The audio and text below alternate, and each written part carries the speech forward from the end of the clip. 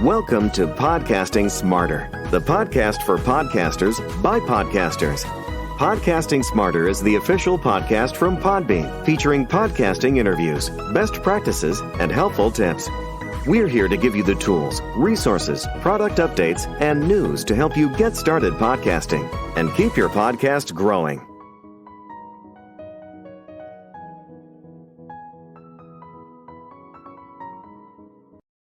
Hello, everyone. We are so excited you are here today. Welcome back. Welcome back to Podbean Storytelling Podcast Week. My name is Norma Jean Belenke. I'm the head of events here at Podbean, and we have an incredible panel for you today. I'm going to read our brief intro, and then we will hand it off. Welcome back, everyone, to Podbean Storytelling Podcast Week and Podcasting Smarter Live Series. This is our live event for February, celebrating Black voices in podcasting. A live panel discussion on podcasting, business, and storytelling. Hosted by Deneen L. Garrett of the podcast An Intimate Conversation with Women of Color, and featuring Danielle Desir Corbett, founder of the Thought Card podcast and the new WOC Podcasters, the podcast, Reginald Howard of the Black Mental Health podcast, and Jazz Williams, founder of Jazzcast Pros Podcast Network and host at WDKX FM. For those of you who may be joining us for the first time, Storytelling Podcast Week and Podbean has live stream sessions like this one with top podcasters and storytellers from scripted fiction and nonfiction podcasts from across our world and our imaginations. We also have exclusive recorded episodes on the Podcasting Smarter podcast. Podcasting Smarter and Storytelling Podcast Week are brought to you by Podbean. We're a podcast hosting and monetizing platform and home to over 640,000 podcasts. To start your podcast today, head over to podbean.com. And now we'll jump in and hand it over to Deneen. Hello. Hello, and thank you so much, Norma. And thank you, Danielle, Reg, and Jazzy T for being here today. Norma Jean gave us a brief introduction, our names and our podcast. So I want to go ahead and get into, the good stuff. So I would like to hear from each of you. Please share a story behind your podcast and what inspired you to start your podcasting journey. And we're going to have Reg kick us off. Again, thank you for having me. It's good to have these type of conversations. Anytime I have to have them on a platform like this, I'm always, happy to have them. Excuse me. For me, my podcast started out on my own personal journey. I was curious about the mental health space, but it didn't look like me at the time that I started in 2018. And so my story came from I'm a multiple suicide attempt survivor, and I just wanted to share my story with others while also getting the stories from other people, because I know I don't share everyone's experience. And so it started off as like a personal journey of like recovery or lived experience, and then it molded into giving others the opportunity and voice and platform to share their stories, because there's somebody on the other end in those headphones, speakers, or whatever that needs to resonate with those stories as well. So that's how mine came about. Thank you so much, Reg. And I'm glad that you are a survivor and that you're here to share your story with everyone who is listening or watching. Jazz, what about you? Well, hi, thank you so much for having me on this amazing panel. I actually am a veteran radio broadcaster for over 20 years, and I had the opportunity to create a platform to identify and amplify Black voices and also women entrepreneur. And that started in 2021 with Beauty Boss Millionaire with Felicia Fracassi. She is a self-made millionaire with a franchised business, and she wanted to be able to help other people like herself, single women, to be able to take something that they love and make a profit out of it.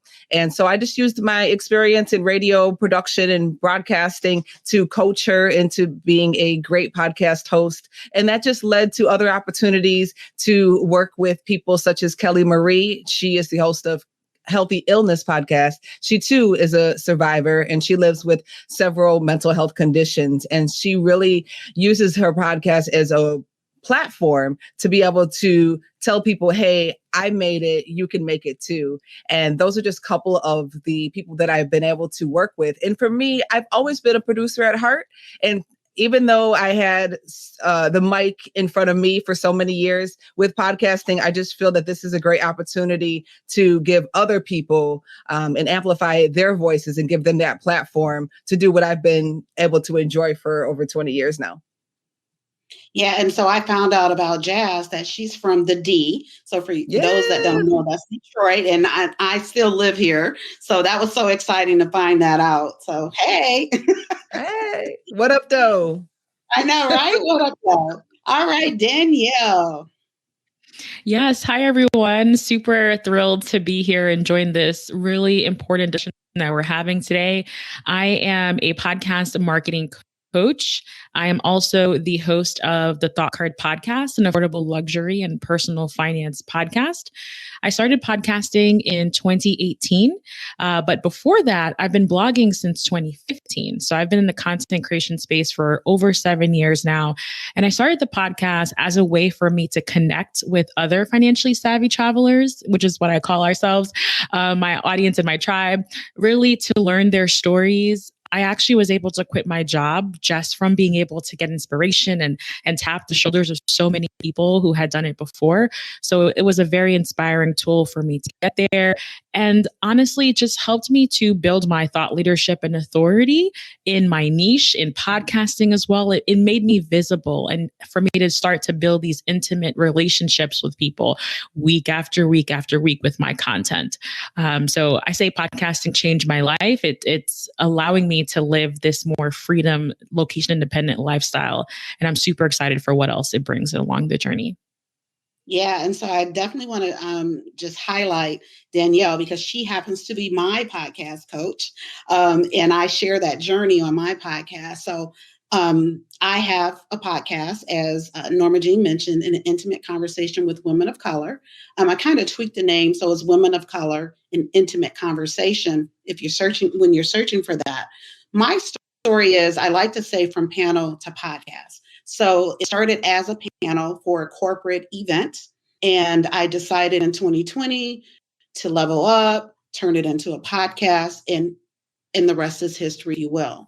So let's go ahead and get into these questions. So Danielle, this one is for you, and of course anyone else can chime in as well. But how have you utilized your podcasting expertise to further your show, business as a podcast service provider, or your mission? Yeah, I kind of teased this out a little bit, but through my podcast, I was able to generate income. About 40% of my income actually comes through podcasting, podcast sponsorships. So my podcast has become the business. So that's one of the results from podcasting. Also be able to just network with other people who are in the same space as me is very inspiring, encouraging. People have actually pursued me for freelance writing because they listen to my show. And I just so happen to mention I freelance write. So writing opportunities has come as a result of podcasting.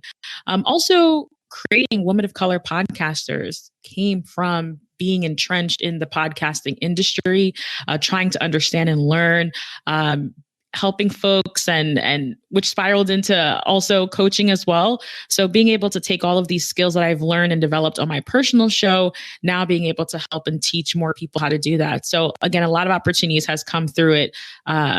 But it started as a hobby and it started as something fun, but it has transformed into a lifestyle and something I can credit my income to as well. That's awesome. And that's another reason why I follow you as a voice. I look at you as a podcast voice.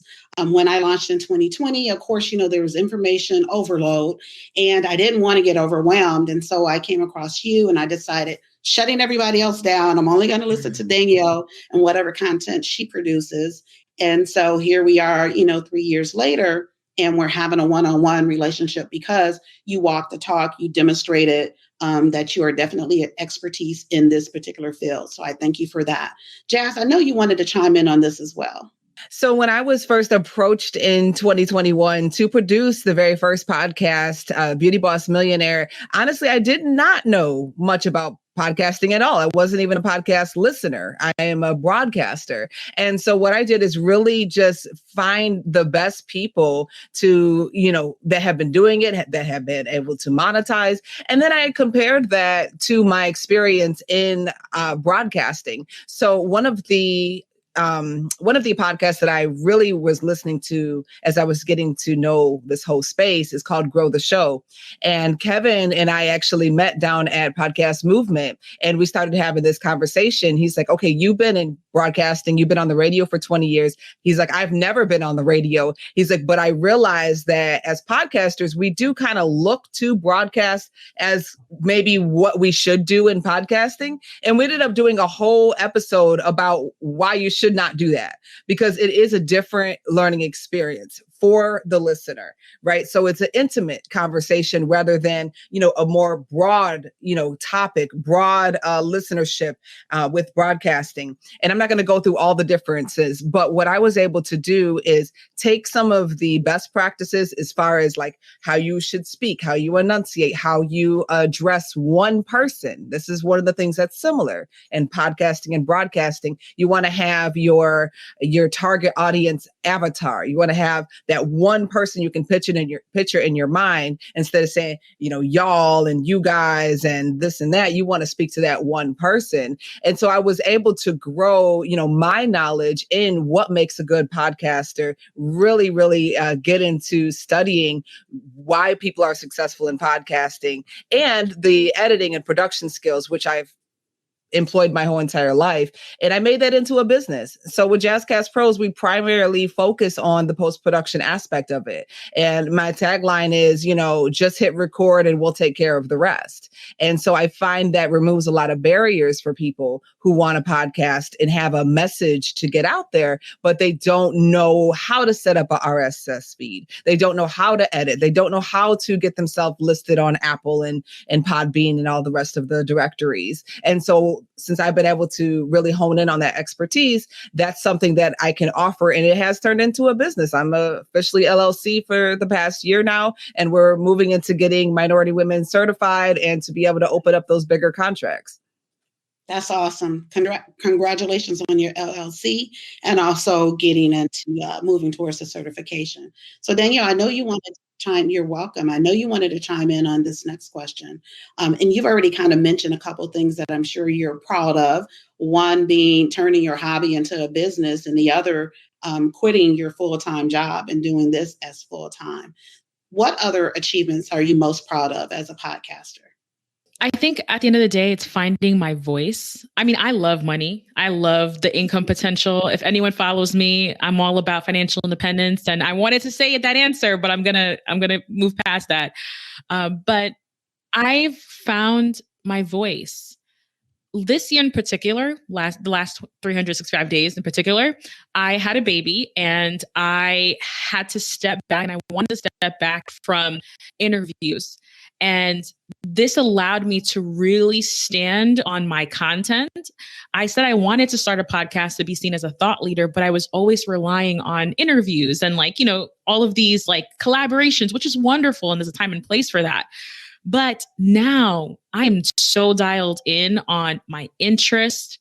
I also feel like my audience is as well. They're there with me through the ups and the downs, and I can start and end and hold a conversation for 20 minutes, 30 minutes, something that even though I was podcasting for almost 4 years, I hadn't really mastered. So finding my voice, I'm very, very proud of finding my voice. I'm also proud of the fact that I have figured out a way to partner with brands and develop these sponsorships in a way that it feels good to me, also serves my audience, and also serves my client, which is the brand. I think a lot of times you kind of feel like one of the three elements and people in this situation has to suffer. And that is absolutely not true.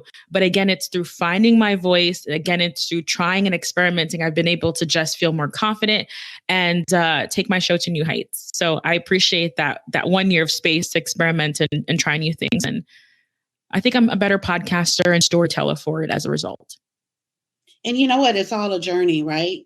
For me, when I first launched, I said I was going to do one episode a month, and I was planning, initially, I was thinking of as solo, and I ended up doing guests, and I did one episode a week.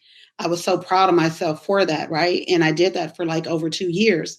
And what's funny is, just recently, you and I even talked about this, about me using and finding my voice and going ahead and doing more solo episodes. And I have. And I have seen, as a matter of fact, my number one episode right now is a solo episode. So I'm proud of that. As a matter of fact, two of my top three are solo episodes. So that makes me feel good because I felt the fear and did it anyway. So I'm proud of that. And I'm also proud of leaning into SEO and seeing a difference there. And knowing that SEO can take away the work, right? So can take away from doing all of the, posting on social media, like, hey, I have this episode, check it out. The SEO takes away from that. So I'm proud of both things, right? Finding my voice, which is funny because my podcast is about elevating the voices of women of color, but finding my solo voice as well as leaning into SEO to go ahead and to grow and find people without actually having to go out and look for them. Reg, you talked about your experience and what got you into podcasting. I'm sure you have an achievement moment that you're proud of as well. Yeah, and you all are doing amazing with like some of the answers. So hopefully I could give some eloquent answer as you all. But honestly, one of the most proud. So again, having been featured in newspapers and articles and things of that nature, and media attention. But honestly, the past year, and I'm trying to find a way. So I know one of the things I was going to say is that I'm rebranding my podcast and myself because of some of the things you all mentioned. But I didn't realize the impact and the reach of my podcast. And when I say that, I mean, I've gotten because people have seen and searched and Google like jail brothers in jail writing me and saying, hey, your podcast is helping me while I'm in jail. Mm-hmm. And I hadn't even known that people that are incarcerated brothers and individuals that are returning citizens or whatever the case may be were able to listen to podcasts. And so when I'm getting letters in the mail to my organization and letters of people telling me the people that I'm bringing on and their stories and how they resonate with this and that, it has been the most accomplished filled thing in the world. Like it's a warming heart because sometimes you get in those dog days of it being like just redundant. And then you're like, all right, am I reaching? And should I be reaching for this amount of listeners and so on and so forth? But literally being able to reach somebody that all they can do is listen and redefine their mind and finding their voice and what they're going to do when they return back into society. I think that's the most blessing and fulfillment accomplishment. If I don't do anything else in the world, just knowing that I was able to reach brothers that some people can't reach. And that's when they're one-on-one by themselves and they have you in their ear and that they value me as a voice, been the most appreciated thing in the world. Absolutely. And definitely worth celebrating. So that's what this podcast, what we're doing, this episode, this celebrating our Black voices. And that's definitely something to celebrate. So know that, right? Know that. So Jazz, what has podcasting enabled you to share, create, or discover from other creators, as it's a medium with less barriers to entry than traditional media? And I know you have a lot of input on that based on your background. Yeah, so it is so liberating. It is so empowering. It is like someone just opened up the gates and just let me run in the green pastures, right? Being as I've been on the radio with FCC regulations for my entire career, and I'm not just talking about, cuss words that you can't say. There are certain agendas that mainstream media is supposed to follow, right? And especially during the pandemic, I was personally struggling with a lot of that, right? You're supposed to tell people that this is the only way when I actually had some other thoughts about some other things. And you couldn't speak on that on the radio or else you could possibly get fired, right? Because you're not just representing yourself, you're representing an entire corporation. And so with podcasting, as a listener, I was able to feel like, okay, I have a tribe, I have a community, I have other people that, are thinking like me, and I'm not just crazy. Because if you turn on the TV and you turn on mainstream radio, you hear a certain way, right? Mostly white male dominated, perspectives. And with podcasting, you get a chance to dial in. Like there is literally a podcast for everybody. So as a producer, what I've been able to do is encourage my clients, which are the podcast hosts, to speak their truth, to be radically transparent in their story, and to realize that there is no wrong approach to what you're feeling and what you're thinking. Your opinion matters. Your experience matters. And there is going to be somebody else out there who can resonate with that. And to also realize that if it doesn't resonate with that person, you're not going to get in trouble. They're just going to turn you off and move on to someone that they do resonate with. And so I think that is just one of the most amazing things. And I was looking at some Edison research they just put out about Black podcasters.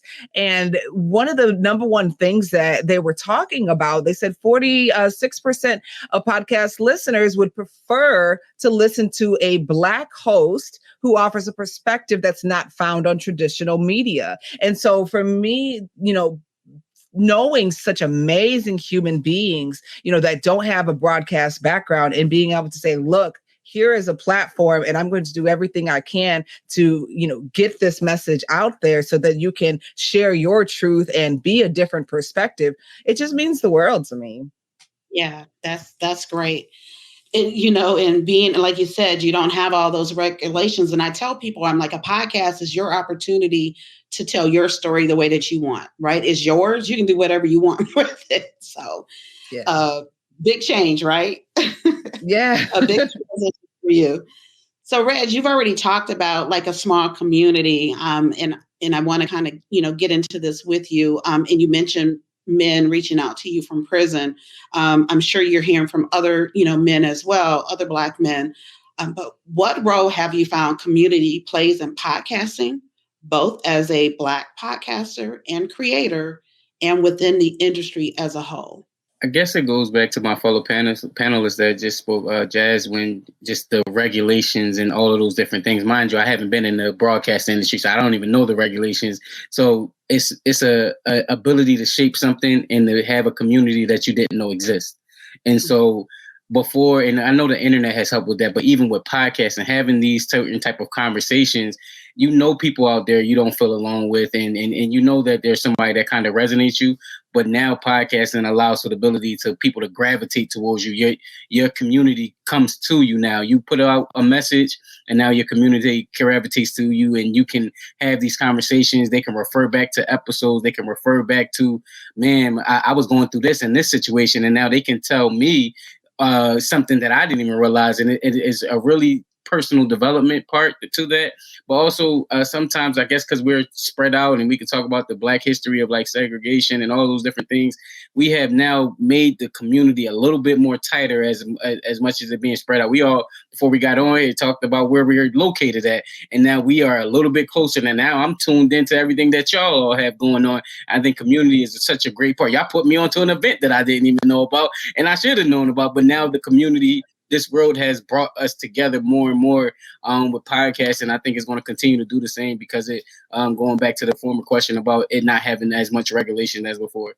Yeah, and you know what, and that's key, what you just mentioned as far as what, Danielle and I were talking about, and Norma Jean, what we were talking about earlier, an event. Same thing that happened a few weeks ago. I was at an event, and I was telling people about WOC podcasters. I was telling them about Black Podcasters Association and the BIPOC community. There are so many different, and of course, when you're by yourself, you're thinking you're alone. You're thinking like you're out on this island, there's nobody else. But then when you get with other people, you start having conversations and you find out, oh my God, there's lots of us that are out here on our own separate places. But when we connect with these various communities, that brings us together. And so that's what it takes, right? We have to get out. We have to go to these places, connect with other people, go on, do those searches. And when we run across something, support that, because it's not as many of us, right?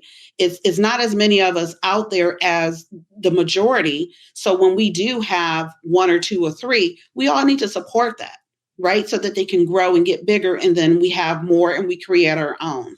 Now, Danielle, did you want to chime in on that a little bit?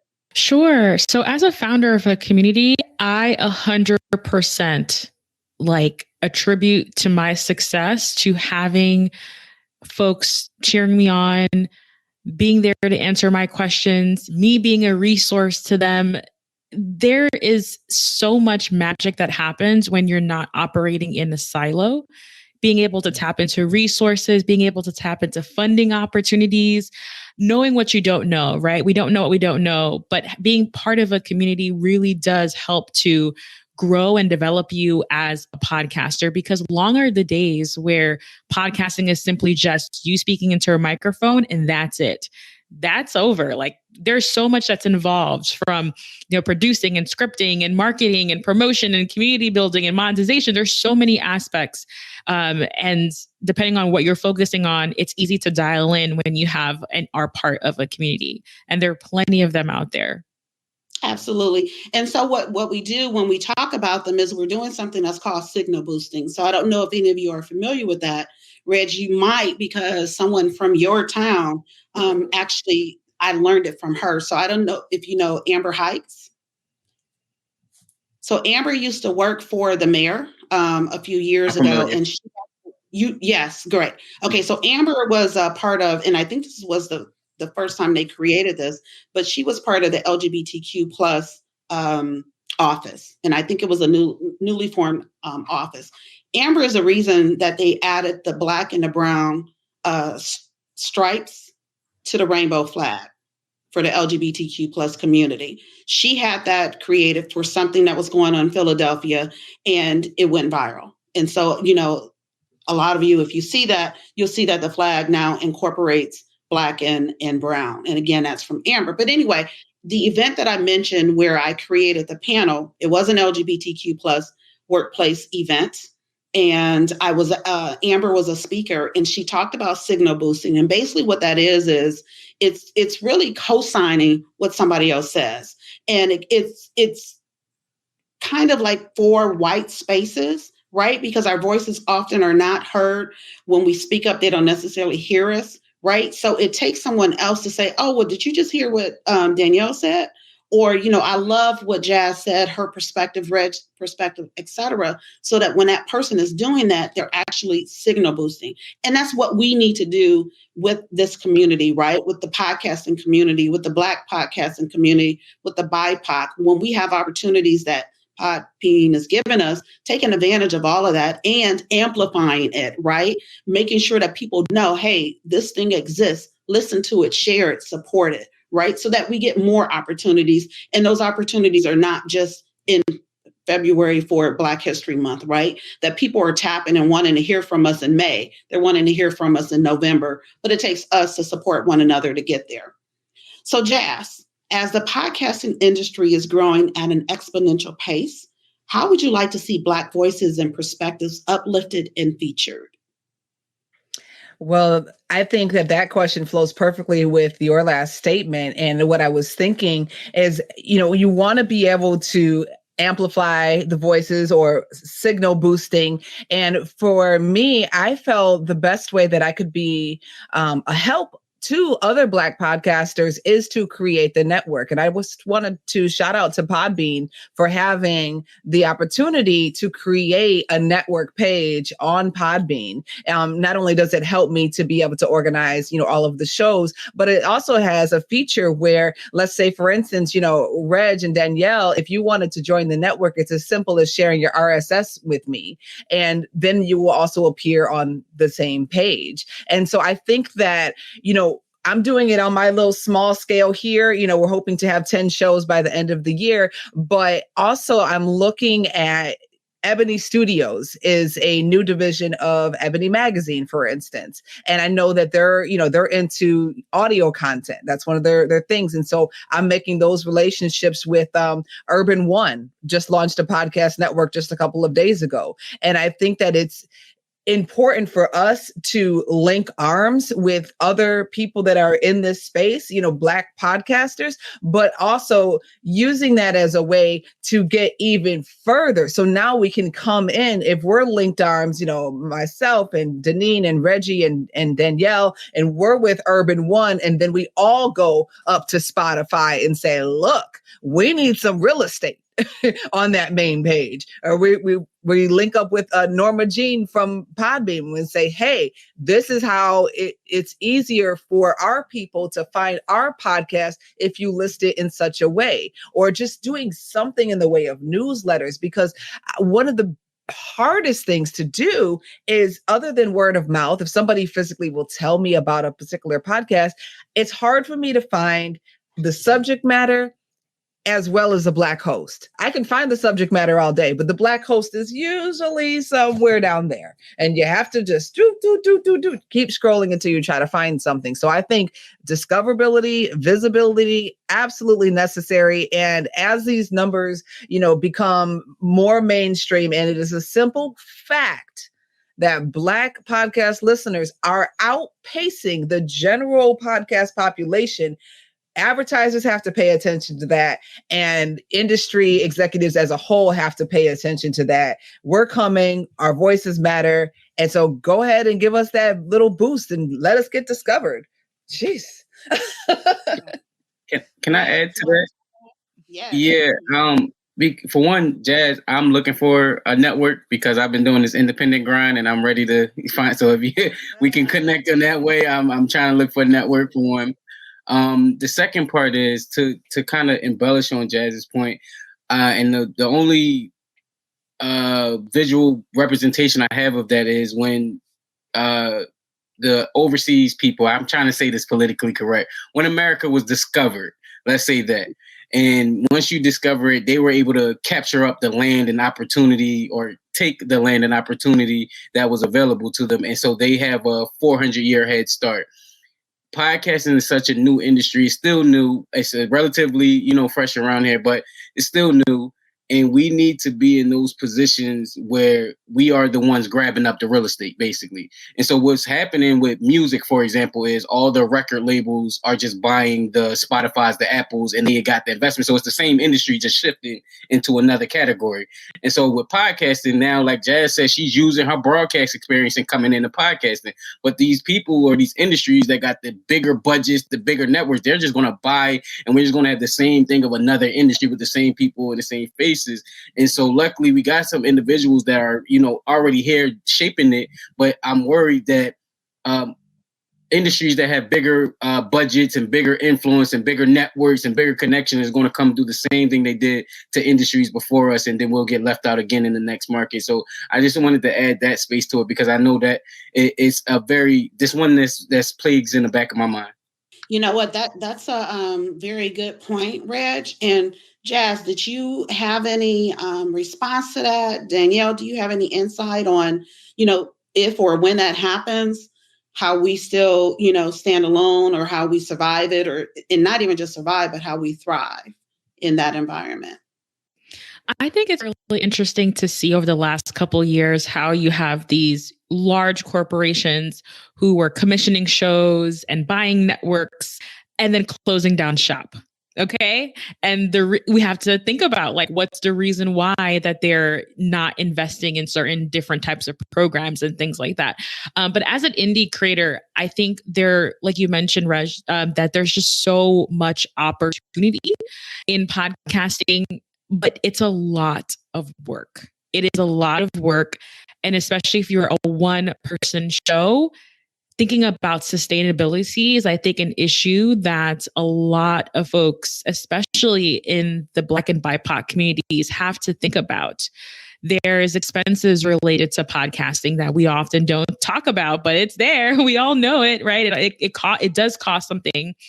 And just the amount of effort and work that it takes to continuously hit publish and produce your show are things that challenge sustainability.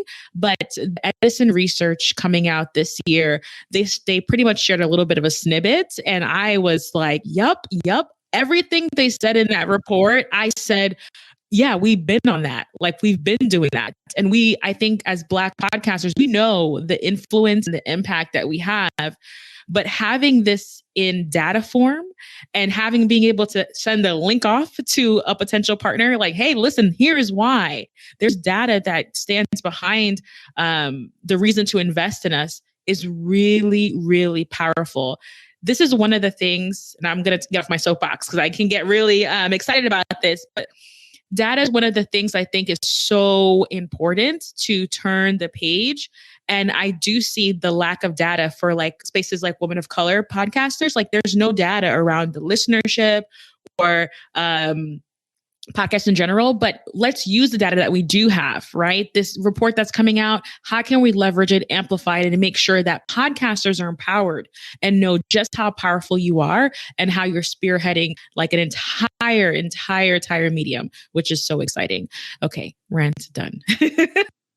No, you know what, that the data is extremely important, right? Which I'm starting to lean into, right? As Danielle knows, like I switched from a host to a different host because I wanted more data.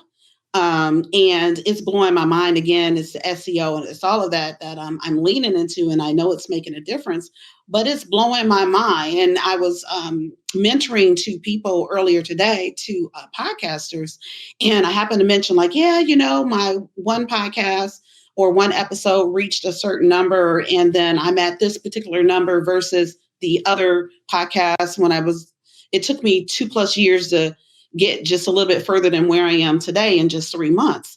And they were like impressed.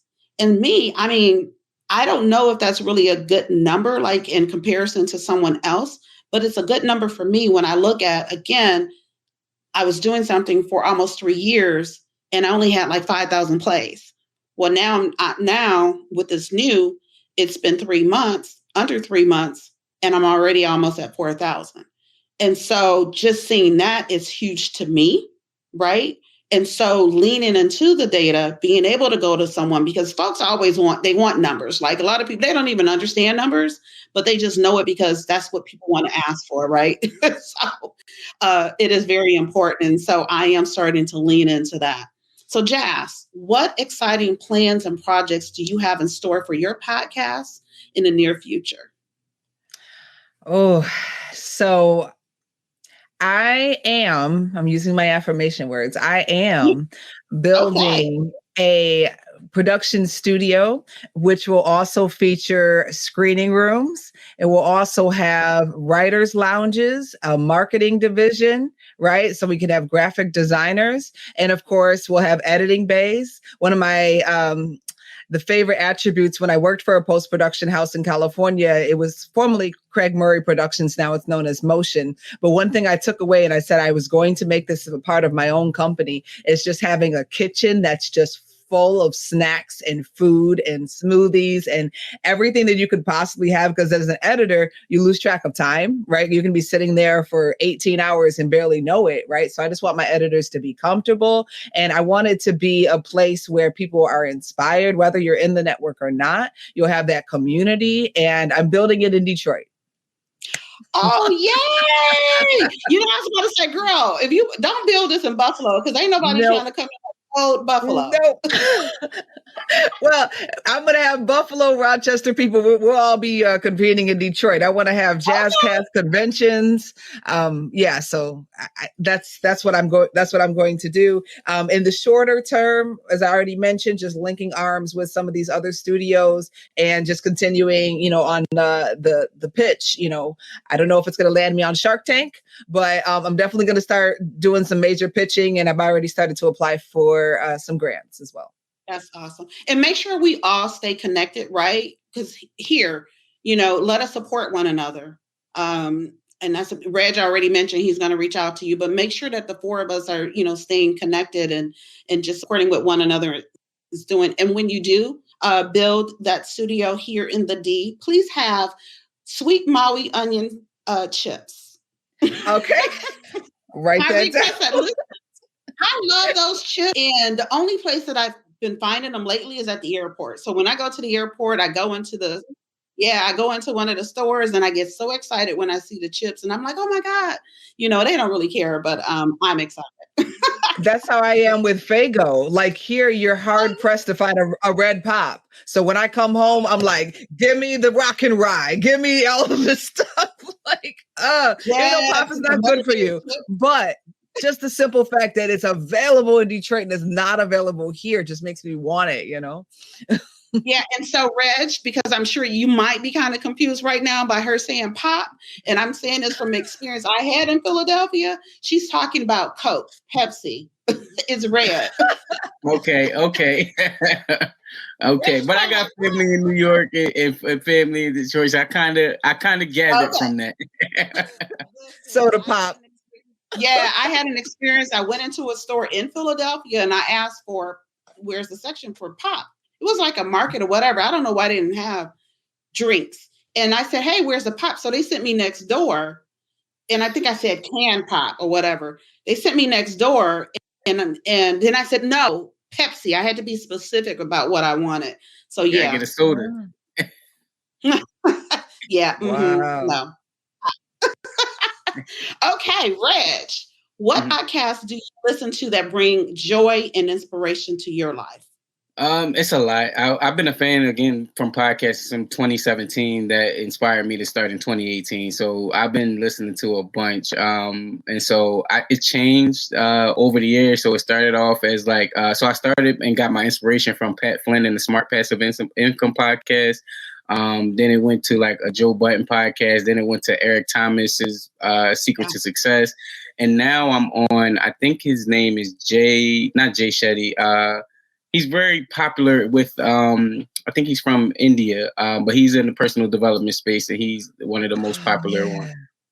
But I can't think of his name either, but I can see his face though. Really cute guy. And I love how he talks about questions. I'm gonna get his name before it's over because I love the way he attacks questions and the way he creates space for individuals.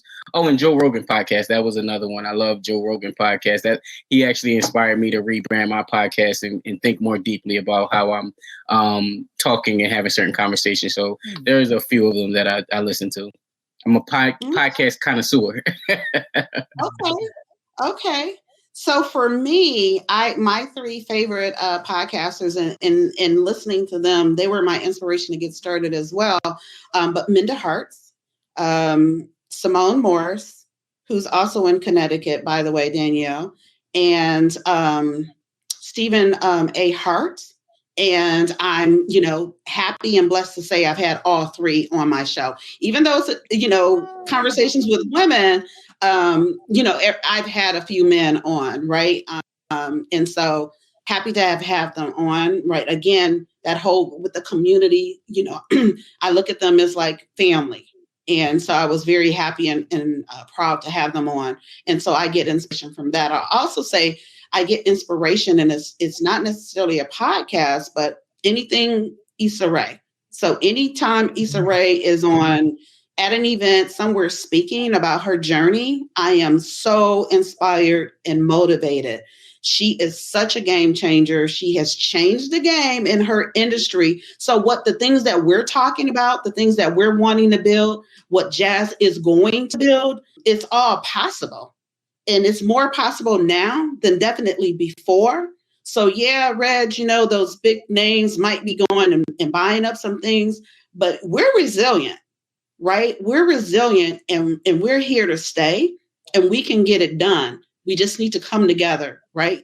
Keep building those relationships and coming together. So we are at our final question. Wait. Deneen, before you go on, can I ask you a question that I think people would want to hear? Sure. So you said you were able to get some of your favorite podcasters on as guests. I know people want to know, how did you do that? I just asked. I do what Minda says. I shoot your shot. I did. I just reached out. And I mean, I guess so did you hit them in the DM? Did you email? Did you call? Did it take a long time? Or just how did that process go for you? Yeah. So with Minda, I reached out on LinkedIn and for her, it did take a minute because she was extremely busy. And it might even taken a follow-up for her to get back with me. And she said yes. And then after that, we built a relationship. I actually was able to put some money in her pocket in corporate because I had her as a keynote speaker when I was leading our Women of Color program, right? So it's a reciprocal, too, sometimes, right? When you have relationships, it's not one-sided. it's also, give and take. And it's not necessarily always money. And it wasn't like she was looking for that, but it just so happened to happen that way. As far as with Steven, and actually all three of them, we had a Twitter relationship. So I don't think my name was like a surprise to any of them. It might have been maybe a little bit to Minda, but it wasn't to like Steven and to Simone, because we were having kind of like dialogue back and forth on Twitter. But yeah, so having that initial, connecting with them on Twitter, and because I listened to their podcast, like all three of them, I would listen to their podcast just about every day, right, during a week. And so I could even refer back to an episode and, what I liked about it, how it resonated. And again, on Twitter is really a conversation. And so it kind of just started there. And then I reached out to them. I want to piggyback on just adding to what Deneen said. Yes, develop like on social media, you can start to develop these relationships with folks that you want to have on your show. But I'm also a big fan of just cold pitching also. So reaching out, a pitch is simply just like an introduction. So introducing yourself and really showcasing and sharing how you would see them being on your show. Like if I'm going to ask you to be on my show, I want to tell you, I want to talk about XYZ. I love this work that you do. So there's just a lot that you can do in terms of like collaborating with folks and having them on. So yeah, just wanted to offer that insight as well. No. And so, that's specifically how I did it for those three. But in general, like most of my guests or a lot of my guests, I don't know them. So I do pretty much what Danielle said, and I'll send an email or however I communicate with them, and I'll give them an intro as to my show. So this is what my show is about. And would love to have you on, and we talk about these things, and most of them respond with a yes. So it's still, again, it's kind of like that. It's still a relationship type thing, because you're connecting with them and you're sharing something about you, right? And then also, why do you want them on? Like, what about them intrigues you? Why do you feel they would, be a good fit on your show? So that as well. Now I'm going to throw this out here. Would love to have Issa Rae on my show. So if anyone can make that happen, I am attracting and manifesting. Yes. I love that. Okay. All right. So, and this one again is open for everybody, but I'll start with you, Jazz. How can people find and connect with you online to support your business, community, and work, and get that studio going in the D? Yes. Well, jazzcastpros.com is the landing spot. You can see some of the podcasts that we produce and other ones that we are connected with. Pretty soon we'll have Reggie's link up there as well. And I'm on Twitter at Jazzy T on air. I'm also on Instagram at Jazzy T on air. And I'm actually been doing a lot of Instagram reels, just short little tips. One thing you can do today to podcast like a pro. And we talk about, everything from, sound in the sound in your room, how to make that sound a little bit better, to just overall diving into your niche, all different types of stuff. So Instagram, Facebook, Twitter, at Jazzy T on air. You can find me, or jazzcastpros.com. Thank you, Reg. I am at the Black Mental Health Podcast everywhere. Well, you just put it on Google and you'll find it. But also Reginald Howard is the name that that's everywhere. So you can find me, just typing in Reginald Howard or Black Mental Health Podcast, and I'm sure I'll pop up to some capacity. And yeah, just please subscribe to the podcast. I will be rebranding it soon, so that's why I'm using the name and the name of the podcast and my personal name. But it's for good reasons. You should still be able to find me. I produce enough episodes over the air, so I think I should be able to still pop up. Yeah, and I'm on that same journey as well, Reg. I'm rebranding as well. With some things. So I am Deneen L. Garrett on LinkedIn. So that's my number one social media, Deneen L. Garrett on LinkedIn, Deneen L. Garrett on Instagram, and even DeneenLGarrett.com is a website that you can find my episodes and things of that nature. Danielle, did you want to chime in on this one too? Again, we will have all of this information for you in the show notes. Absolutely. Well, this was an amazing conversation. I am now following all of you, if I hadn't already. So thank you so much for spending so much time with us. It was wonderful. I'm over at DanielleDesir.com. From there, you could find a lot of my projects that focus on financial independence and freedom, whether that's my podcast, the Thought Card Podcast. If you're into travel, I would love for you to check it out and let me know what you enjoy about the show. I wanted to just quickly say thank you so much to Podbean for supporting and being our biggest partner for producing Women of Color podcasters. This is a new podcast. We literally dropped the first episode today, and it's all about, thank you.